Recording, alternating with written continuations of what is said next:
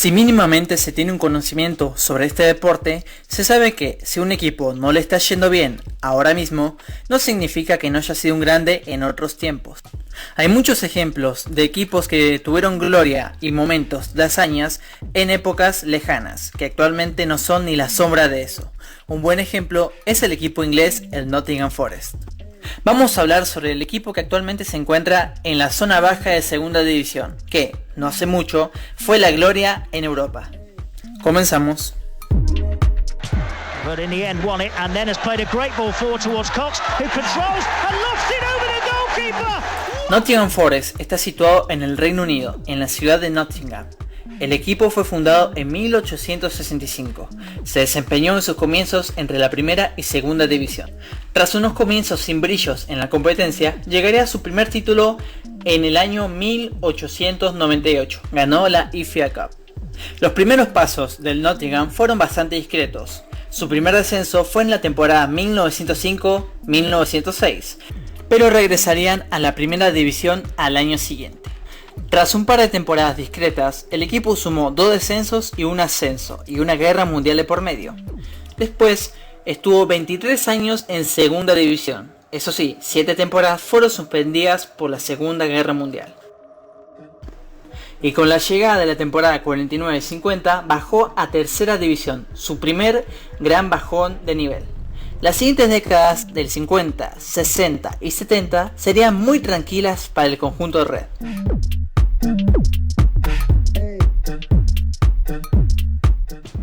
Consiguieron regresar a segunda, estabilizarse en esa división y regresar a la primera división. En esos años sumó una FA Cup y 2 subcampeonatos, en la Liga y en la Community Shield. La coronación del Nottingham Forest es igual al sueño de cualquier equipo pequeño. En la temporada 76-77 terminó tercero en la segunda división y fue ascendido a la primera. Y ese primer año en primera división, con un gran desempeño del equipo al mando del entrenador Brian Clough, fue campeón. Sí, el recién ascendido fue campeón de la primera división, por encima del Liverpool, del Everton, del Manchester City, del Arsenal y el West Bromwich. Ese año sumó la Liga, la Copa de Inglaterra y una copa extinta llamada la Copa Anglo-Escocesa. En la temporada siguiente, a pesar de terminar segundo en la Liga, ganó otra FA Cup, otra Copa de Inglaterra y aparte se coronaron en la Copa de Europa, hoy conocida como Champions League.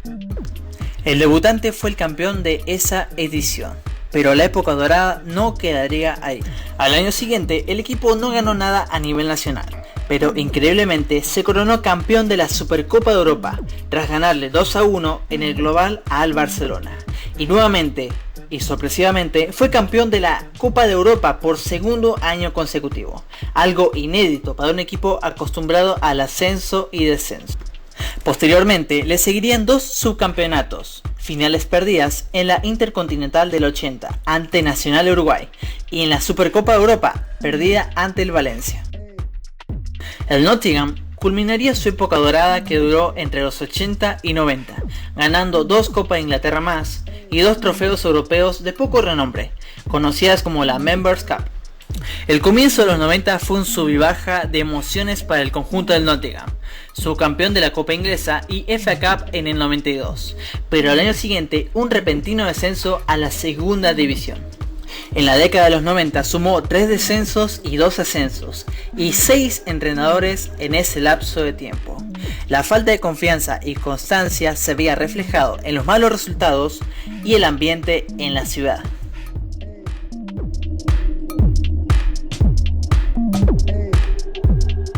Con la llegada del siglo XXI llega la peor época del conjunto. A comienzo de siglo peleaban el descenso en primera y a finales de 2010 pelearon el ascenso en tercera división. No se han podido adaptar a la segunda división y actualmente están muy lejos de su época dorada, sin brillos en la liga ni en las copas. Poco a poco se fueron quedando en los últimos puestos de tabla. Un claro ejemplo es la temporada 2016-2017, donde se salvó solo por la diferencia de gol, de caer al descenso a tercera. Hoy en día están en los puestos de peligro, muy lejos de ser la sombra del equipo legendario que fue campeón de Europa, pocas décadas atrás. Este es un claro ejemplo de un equipo que tuvo su época dorada, pero actualmente está muy lejos de aquellas épocas. Un equipo que supo ser bicampeón de Europa y que actualmente es un equipo del montón en el ascenso. Muchas gracias por escuchar.